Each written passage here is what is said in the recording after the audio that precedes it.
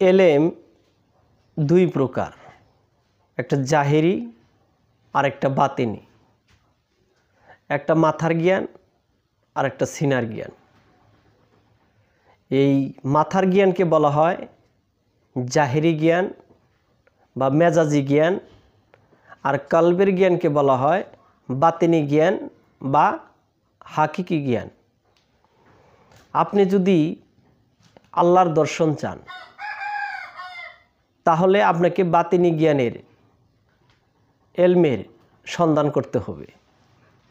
আবু হুরায়রা হতে বর্ণনা আছে যে আবু হুরায়রা বলেছেন, আমি দুই প্রকার এলেম হুজুর পাক সাল্লাল্লাহু আলাইহি সাল্লামের কাছ থেকে সংগ্রহ করেছি। এক প্রকার এলেম আমি সবার মাঝে বিতরণ করে দিয়েছি, আরেক প্রকার এলেমের কথা, জ্ঞানের কথা যদি আমি বলতে যাই তাহলে আমার গর্দান কাটা যাবে। তে এই মাথার জ্ঞান দিয়ে আপনি কথা বলতে পারবেন, মানুষকে বুঝাইতে পারবেন, মানে মানুষকে অবাক করতে পারবেন। কিন্তু সিনার জ্ঞান দিয়ে আপনার কথা নীরব হয়ে যাবে, তখন কথা বলার মতো কিছু থাকবে না।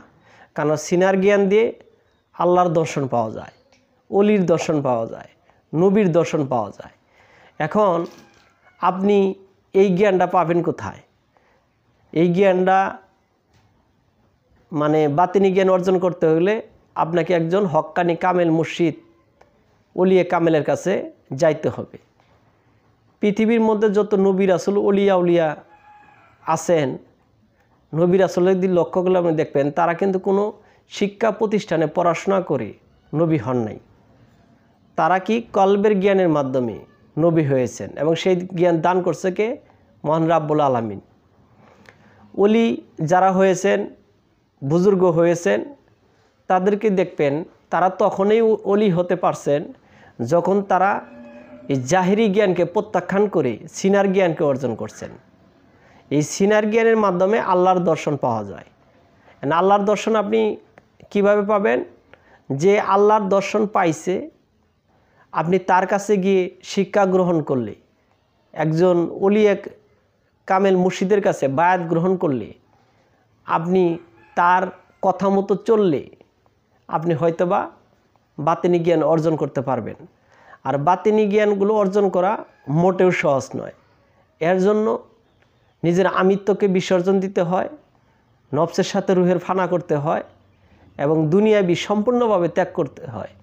আর যেহেতু মানুষ দুনিয়ার ভিতরেই ডুবে আছে, দুনিয়া নিয়েই আছে, তাই তার বাতিনি জ্ঞান অর্জন করা মোটেও সম্ভব না। এটা গুটি কয়েক মানুষ পায়, লাখে গুটি কয়েক মানুষ পায়। আর যারা পায় তারা ওলি মুর্শিদে হক্কানি আলেমে পরিণত হয়। আর তাছাড়া এই ওয়াজ নসিহতে আপনি বড় বড় যাদেরকে কথা বলতে শুনেন, বিভিন্ন প্রকার ফতোয়া দেয়, তারা মূলত জাহেরি জ্ঞানের অধিকারী, বাতিনি জ্ঞানের অধিকারী নয়। তো বাতিনি জ্ঞান অর্জন করা প্রত্যেকের জন্যই ফরজ। আপনি যদি মারিফতের জ্ঞান যদি না রাখেন তাহলে আপনি আল্লাহ পাকের সন্ধান পাবেন না। আল্লাহ পাকের সন্ধান পাইতে হলে আপনাকে অবশ্যই এলমে মারফতের যে জ্ঞান সেটা অর্জন করতে হবে।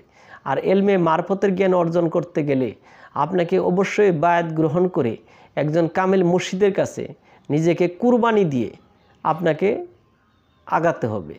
অন্যথায় আপনি যে কালবের জ্ঞান বা সিনার জ্ঞান বলেন আর বাতিনি জ্ঞান বলেন, আপনি অর্জন করতে পারবেন না।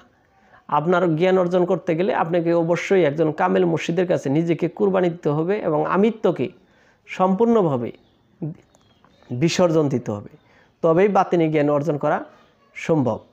আর বাতিনি জ্ঞান কোনো পাঠ্যপুস্তকে পাওয়া যায় না, এটা সিনাই সিনাই জ্ঞানটা অর্জন করতে হয়। যদি কামেল মুর্শিদ আপনাকে দয়া করে, আপনাকে যদি মহব্বত করে যদি বাতিনি জ্ঞান দান করেন, তাহলে আপনি তার দয়ায় হয়তো বাতিনি জ্ঞান অর্জন করতে পারবেন। আর তিনি যদি বাতিনি জ্ঞান দান না করেন, আপনি যতই চেষ্টা করেন আপনি পারবেন না।